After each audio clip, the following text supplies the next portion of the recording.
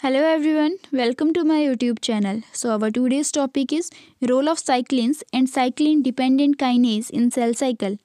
So first of all, what are cyclins? Cyclins जो हैं ये फैमिली है रेगुलेटरी प्रोटीन्स की and it controls the progression of cell cycle. Cyclin को R Timothy Hunt ने discover किया था in 1982 while studying the cell cycle of sea urchin.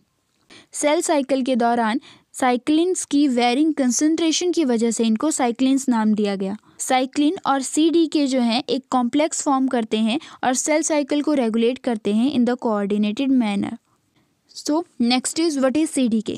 CDK means cyclin dependent kinase and it is a family of enzymes. अब जो cyclin थी वो थी family of regulatory protein and CDK है family of enzyme. Cell cycle के साथ साथ CDK जो हैं ये transcription, mRNA processing and nerve cell differentiation को भी रेगुलेट करते हैं. साइक्लिन डिपेंडेंट काइनेज कुछ ऐसे काइनेज हैं जो कि स्पेसिफिक टारगेट प्रोटीन्स को फॉस्फोरिलेट करते हैं. And cyclin activates CDK which control the cell cycle and progression by phosphorylation on serine and threonine residue. And here is a simple diagram to understand this mechanism. सबसे पहले क्या होगा कि जो cyclins थी वो बाइंड करेगी और सीडीके को एक्टिवेट करेगी. उसके बाद जो सीडीके था वो एक्टिवेट करेगा टारगेट प्रोटीन्स को.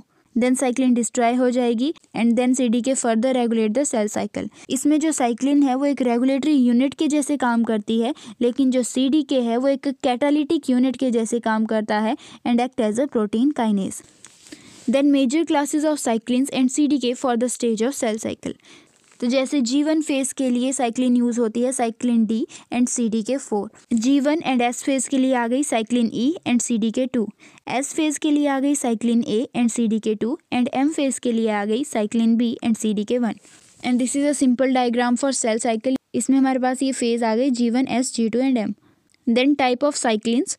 First is G1/S. ये साइक्लिन सीडीके को एक्टिवेट करेगा in late G1 and led to initiation of DNA replication. Then S cyclin involve होता है इंडक्शन ऑफ डीएनए रेप्लिकेशन में and early stages of mitosis. M cyclin जितने भी event होते हैं एम फेज में जैसे कि न्यूक्लियर एनवेलप का टूटना, क्रोमोसोम कंडेंसेशन होना, उन सब को प्रमोट करने का काम करता है. देन G1 साइक्लिन G1 और S फेज में जितनी भी एक्टिविटीज़ होती हैं ये उनको गवर्न करने का काम करता है. Then regulation of activity of cyclin CDK complexes. तो इसमें हमें बेसिकली 3 मैकेनिज्म की ज़रूरत पड़ती है to control the progression of cell cycle. First is cyclin synthesis and degradation, second is phosphorylation and dephosphorylation and third is binding of CDK inhibition proteins. So first is cyclin synthesis and degradation. Cell cycle के जो भी phase हैं उसमें जो cycle of synthesis होती है and degradation होती है उसमें साइक्लिन काम करेगा लेकिन सीडीके कांस्टेंट रहेगा और साइक्लिन डिस्ट्रक्शन होगी by ubiquitin dependent proteolysis. Then phosphorylation and dephosphorylation. जो WEE1 है वो माइटोटिक CDK1 और MCDK को क्या करेगा, इनहिबिट कर देगा, उसको फॉस्फोरिलेट करके at the 15th position of tyrosine residue by bringing the inhibitory effect. WEE1 cell को तब तक डिवाइड नहीं होने देगा जब तक वो प्रॉपर साइज में नहीं आ जाता और इनहिबिटरी फॉस्फेट रिमूव होगा bye protein phosphatase CDC25. CAK जो है ये फॉस्फोरिलेट करता है एक्टिवेटिंग थ्रेओनिन रेसिड्यू को 161 पोजीशन में ताकि साइक्लिन CDK कॉम्प्लेक्स को एक्टिवेट कर सके. तो जैसे कि आप डायग्राम में देख रहे हैं तो सबसे पहले M साइक्लिन और CDK जो है वो इनएक्टिव फॉर्म में है.